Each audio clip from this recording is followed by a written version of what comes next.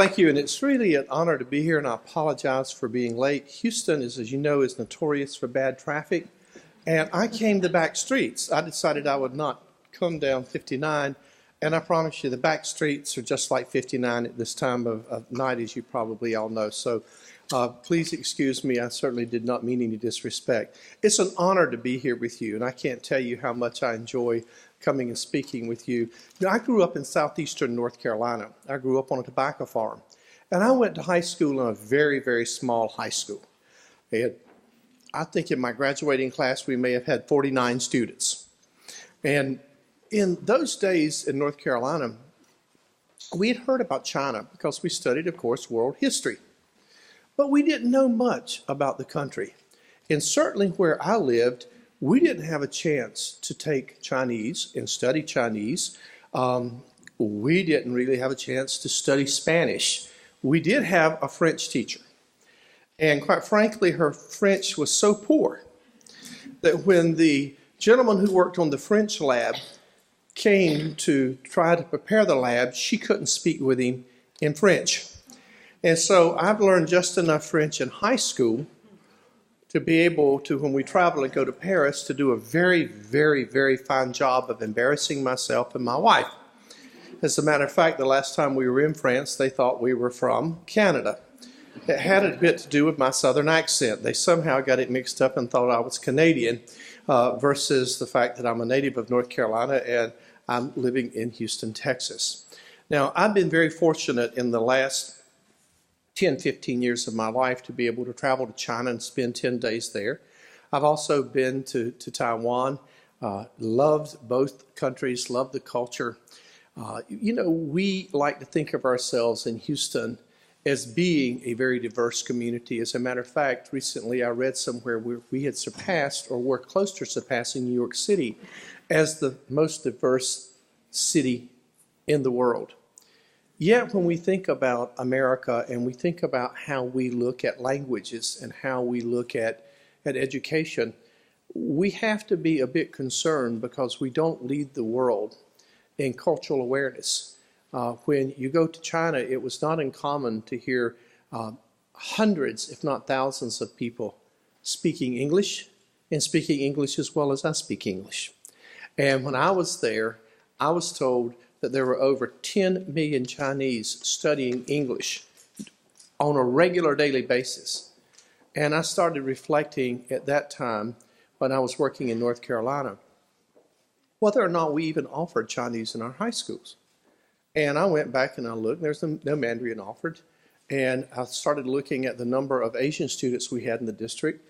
And we had a small percentage of students. We started, when I left that district and moved to San Diego.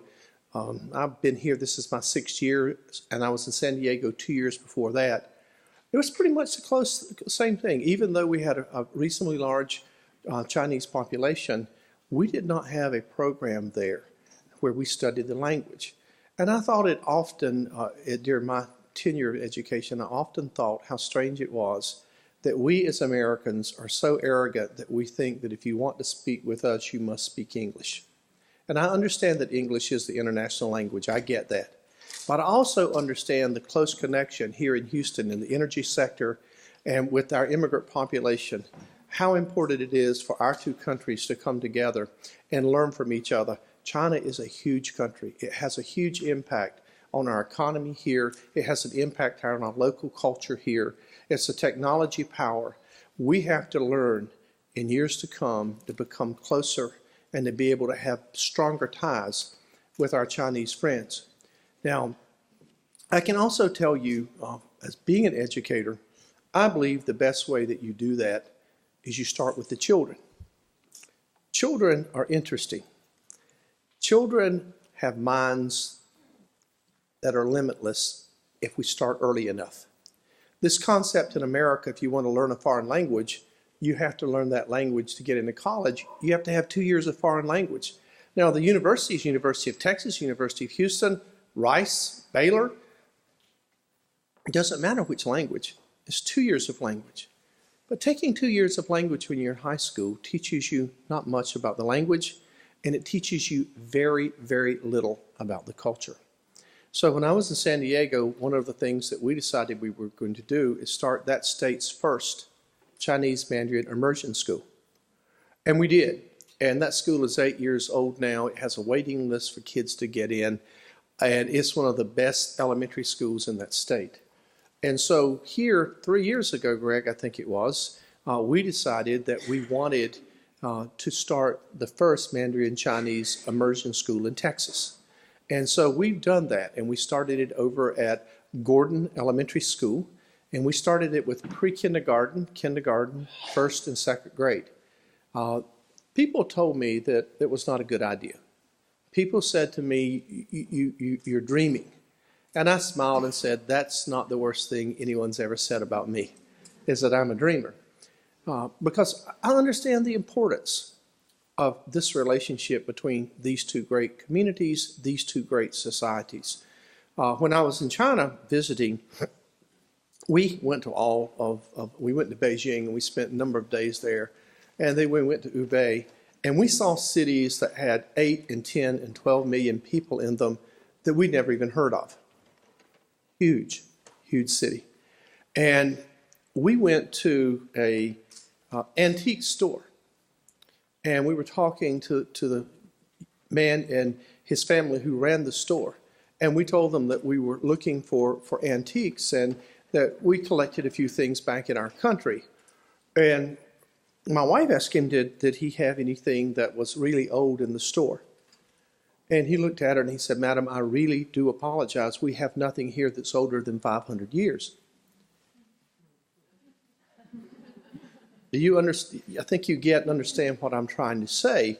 Between in America, our idea of old and that country's idea of old, and the heritage and culture, that the differences, but yet the similarities that exist are very strong. Our school here, we now have kindergarten through 4th grade. And I'm so excited to tell you that the people that said that they won't come are wrong. We have a waiting list in that school now of over 1,500 students wanting to get in.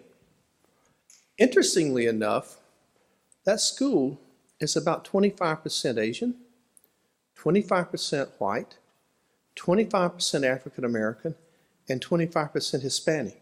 It is the most culturally diverse school, elementary school in our city. What's also interesting about it is we're not just teaching children to speak the language. We're teaching the children about the culture. And the Asian culture, as you've heard me say, as you know, is so long and old and historic. It's talking about Confucius being born 500 BC and the influence that he has had. We have a Confucius Institute here in our district now, and we're pleased and proud with that too.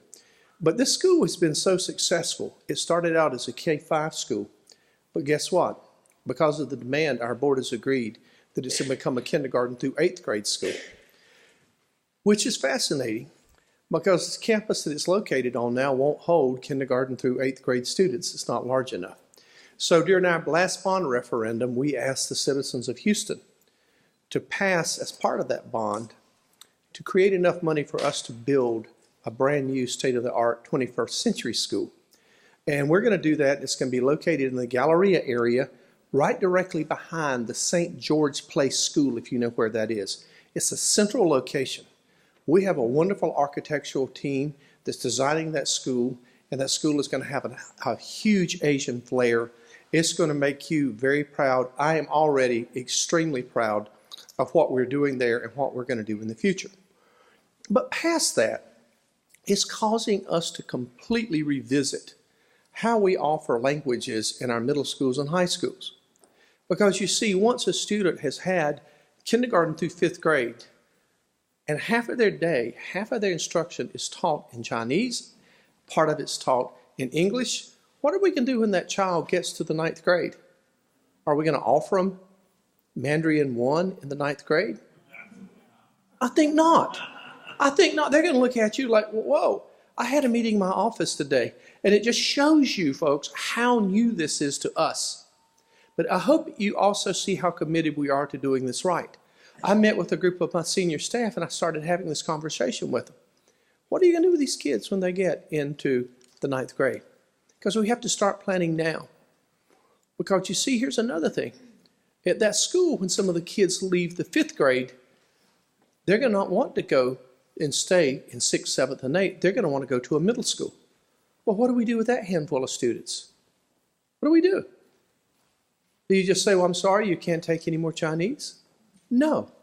So what we know we're going to have to do is we're going to have to do a good job recruiting teachers, and we're recruiting teachers. A lot of our teachers are coming from Taipei, believe it or not, and other parts of the country. We've recruited teachers out of Chicago and New York.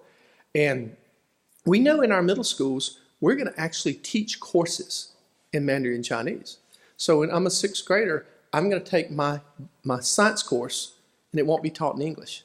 It'll be taught in Chinese. And we are committing to teach 2 to 3 courses in Chinese all the way through. And we're going to teach it in 6th grade, 7th grade, 8th grade, and then when they hit high school, we'll have half of their day taught in English courses and the other half of their day taught in Chinese courses. That's the way you have to do it. We don't want these kids to lose, when they get older, what we have been able to teach them in kindergarten through 8th grade, or in some cases through 5th grade, because it's just a natural thing to do. We have Chinese offered in other schools here in Houston now. It's offered in Pin Oak Elementary School. We offer it, we offer it in 2 middle schools, and we offer it right now at Bel Air High School. But we're offering courses there. So you just basically take in and you take a course and you're studying the course. That's much different than if you're teaching it all day. Now I see a hand back here, you're teaching at Lamar too, and I forgot that. And I apologize because I was in your class over there. And so thank you for that. Where else? Sharpstown International, yep. Oh my God, listen to this. How many schools do we have? Now, in spite of all of that, I want to say something else to you. How many schools we have in Houston, it's not enough. We ought to be looking at, and we're going to be looking at, growing and expanding the program. What makes it really quite special is when you have a school that's dedicated to the language, and it's that school. And I think it's cool that we're offering it at Lamar. I think it's cool that we're offering it at Bel Air. But when we offer it at Bel Air and Lamar, I want to see us teach courses, not just teach the Chinese course, the Mandarin course. I want to see us teach an entire course in that language. That's how you learn from immersion. And often, that's why we want to start in pre-kindergarten, in kindergarten. The earlier you start a second language, you all know, the easier it is to learn that language. And that's what we want to do. The second piece is that this past year, we expanded the number of dual language Spanish schools that we have in the district because our student population is 64% Latino. We have 28 new schools where they started with kindergarten and 1st grade this year, and we're going to grow it 1 grade level per year, where the students are taught half day in Spanish and half day in English. Now, the reason I'm sharing that with you, that's Spanish. We have this Mandarin Chinese school. Next year, last night, our board voted to approve us opening an Arabic school with Arabic dual language next year. You see, I've always had a dream and a vision, and I've often wondered what it would mean to a community anywhere in America where 100% of its high school students graduated from high school being able to speak a second language proficiently. What would it mean to the job market? What would that mean to their future educational opportunities in terms of college scholarships? What would it mean to their future job market opportunities once they decided to go into the workforce or any other career that they wanted to go into? I think it would be huge. I think it would have a huge social and a huge financial impact on the community. When you go over to our Mandarin Chinese school and you walk in and you're 25% of these kids are Hispanic, fascinatingly enough, 20% of those kids are speaking 3 languages. They're speaking Spanish, they're speaking English, and now they're speaking Chinese. And if you've not been, I would beg you to go. I have one of my school board members, and I won't call the name, that does no good. And when we decided to open the Chinese school, they didn't support it. They didn't support it. And I'm not going to get into the whys. It's just those things happen. So I invited that board member to go over and visit the school. And to the board members' credit, they went. Oh my goodness. Came back and told me, I've been in schools all over Houston. I've never seen anything like this. I'm blown away. Why can't all of our schools be this good? Now, this is a school that's only been in existence for 3 years. Fascinatingly enough, the board member also said something very interesting. She said, why do you think the English part of the school is not as rigorous as the Mandarin Chinese portion? Think about that. Now, we've got to work on that. But I'll be frank with you. I'd rather work on that than work on the other side. You understand what I'm saying? I would rather say we've got to increase the rigor in English than have to say we have to increase the rigor in Mandarin, which tells me we're doing an excellent job. I tell you what else tells me we're doing an excellent job. It's when I go over and I look at all these young kids and they're all talking and communicating with each other in Chinese, and they're pointing and laughing and making fun at me speaking Chinese, and I can't understand what they're saying. That's cool. That is really, really cool. Other piece that I think is as important as teaching the language is teaching the children about the culture and to teach them about the rich culture of China. And not only China, but Taipei, Taiwan, that whole important part of our world. And that's something that we're putting a lot of emphasis on as well. I couldn't be more proud of what we're doing. And I hope you are equally as proud of our school board, Greg Myers. Greg has been the big champion, he and Harvin Moore, of us expanding this very important language in our school system. And I'm very, very proud to work with them. I want to see us get to the day where we don't have one Mandarin Chinese school in Houston, but I want to see us get to the point where we have 5 or 6. You see, when you have 215,000 students and you live in the most culturally diverse city in America, you don't need to just have one of this and one of that, particularly when you have a demand and a waiting list that exceeds your capacity in that one school 5-fold. That tells me today that if we had 5 other schools, we would have enough interest to fill those schools. So the interest here is rich. The support here, I think, is fantastic. What I would encourage you to do and welcome you to do is to get engaged in all of our schools where we teach this language and come and volunteer and listen and provide opportunities. Thank you for the Chinese schools that you have after school.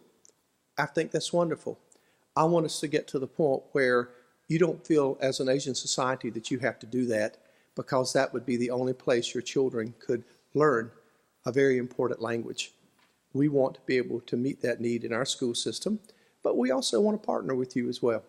And so if there's ways that we can help you, I want you to let me know. You can I'm easy to reach. My staff is here. We've got teachers that are here that do a great job. Greg is very accessible.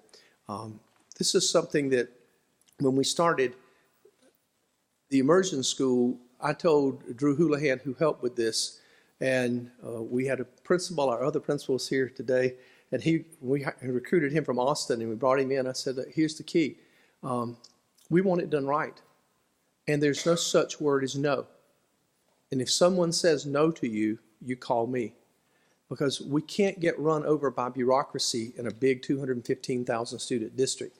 And when you start a new school or you start a new program and you do things that are different, oftentimes you get pushback and you have roadblocks thrown up in front of you. And we can't afford that. We're proud of what you guys are doing, and we deeply appreciate your commitment. And I'm very honored and excited to be able to be here with you tonight. I'm going to stop now, and I'm going to do something maybe that's a little unusual. But if you have any questions, I want you to feel free to ask me. And that comes from our staff, and that comes from all of our friends here at the Asian Society as well. Please feel free. Yes? I don't have a question, Dr. Grier. As a parent, I would thank you for this opportunity. So thank you. Well, you're welcome. But please thank Greg and our board. I promise you, without a school board that's committed to all the children in a community, you couldn't do things like this. Sure, I had a part to play. These teachers are the ones that we really ought to, and principals are the ones we really ought to be thanking. They're fabulous. They do a fantastic job.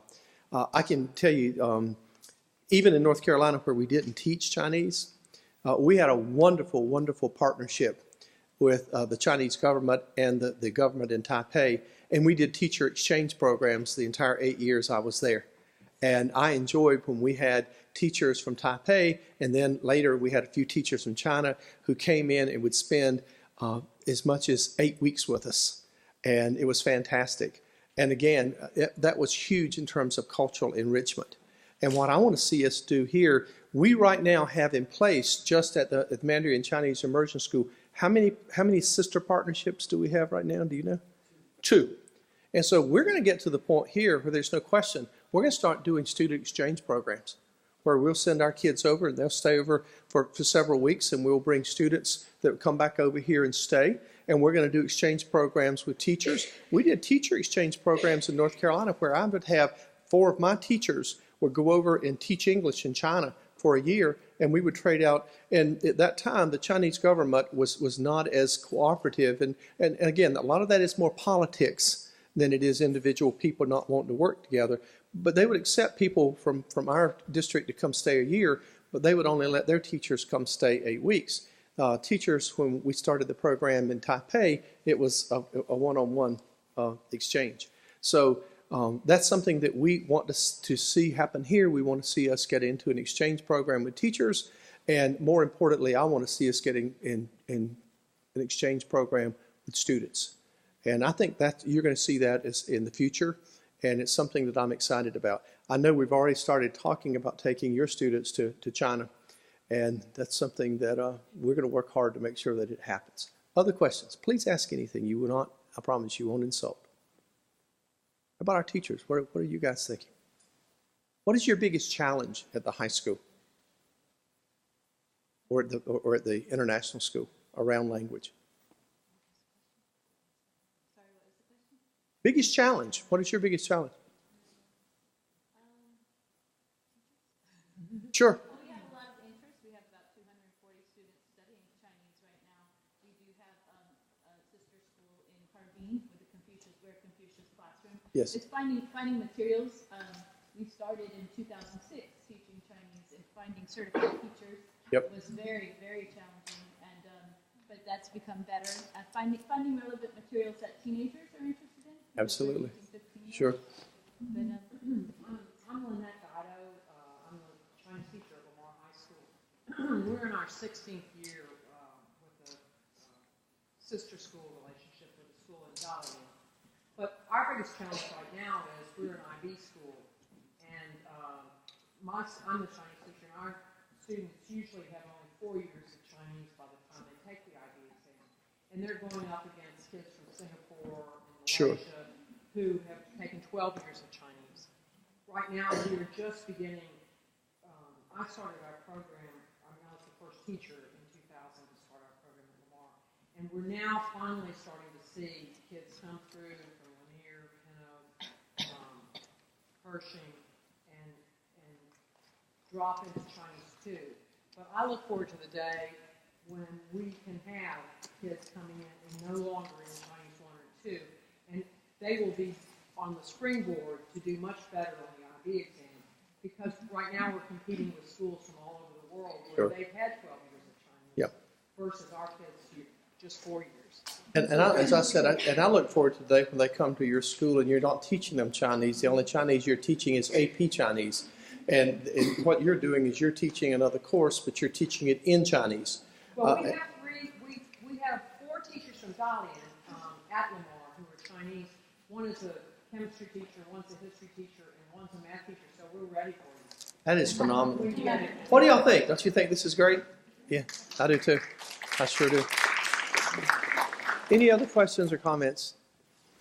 Well, thank you for letting me be with you. I can promise you I can think of nothing around the work that I do that I think is more important than this. It's something that, again, the dream of having students graduate from high school being able to be proficient in 2 languages is something that I have long held near and dear. It's been fascinating over a career of 30 years as a school superintendent. I'll be honest, earlier in a career, I didn't have this dream because the communities I lived in didn't have this opportunity.